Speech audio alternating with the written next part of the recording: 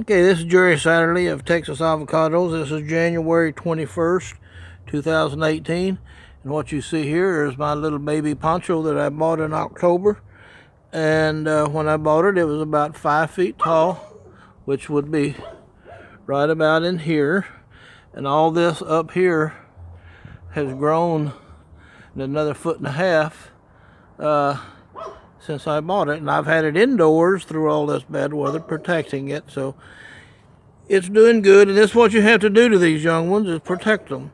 And what has happened also, this is my biggest opal. It's up 18 to 20 feet tall, and you see here, it's just covered with these cabbage heads, just all over it. Everywhere. So what this cold weather really has not bothered the mature trees, and I'm just kind of walking around it, and you see all these cabbage heads. Now this tree last year just yielded 25 fruit, and then this year you know, it ought to do much better than that. This is my little joey tree, and it has fared quite well, but you see these early bloom buds, they've kind of frozen. Let me kind of hold it together, hold it for you a little bit, but you can see it's also putting out new bloom buds because the freeze damaged the other ones. And see, like down here, it's putting out new stuff, new bloom buds, even here. So that's good news. It is, and it's kind of interesting. You know, don't panic when you have some freeze damage, because they will probably put out new bloom buds in a fairly short period of time. You see there, and that's the thing, that yes, they'll have some freeze burn, but they will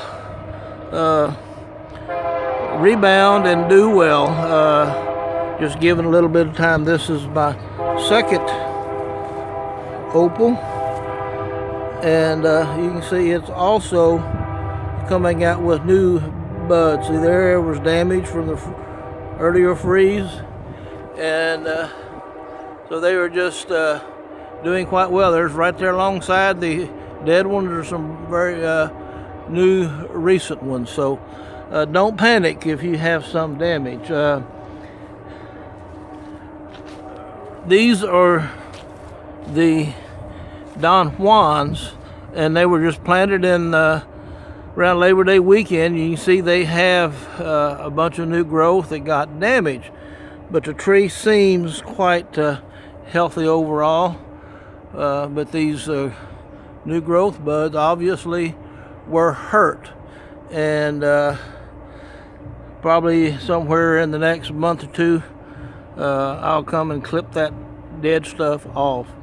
And I don't know if they will put out new bloom buds. Or they didn't really have bloom buds, but that might be a bloom bud coming up there, or you can see they're putting out new stuff. So they're very resilient, it seems like, so it's a good thing. These are tougher than what you might think. This is my little Charlie tree. You can see it had a lot of burn on this growth, but the tree overall seems pretty well. So I'm really not in a panic about anything. I think somewhere along the way, within another month or so. But see, it's also putting out some new bloom buds right here. And a little tree like this, you don't want a lot of fruit on it anyway. But I've not had any fruit off this, so it's just such a new baby tree. Okay, this is the other Don Juan that I planted. And it didn't have all the new growth. It has some leaf burn on it. But the tree overall is in pretty good shape. And this did not have any bloom buds as such, but I think I see some starting to develop right up here. But we'll just have to wait and see. Now, there's a little bit of mystery about these Don Juans. These are those Arizona Aravaipa trees. And we know they're a good tree, but there's no pictures or no discussion of the fruit. It is just the tree. So we'll just have to wait and see how it turns out. You just don't know. So you can't, and I think they kind of keep a certain amount of mystery on some of this for the reasons only they know. Now, my big Mexicola Grande is also doing quite well. It has just bukus of little cabbage heads and bloom buds just all over it. And you can see right there, there's been some damage, but there's new stuff coming out right alongside it. So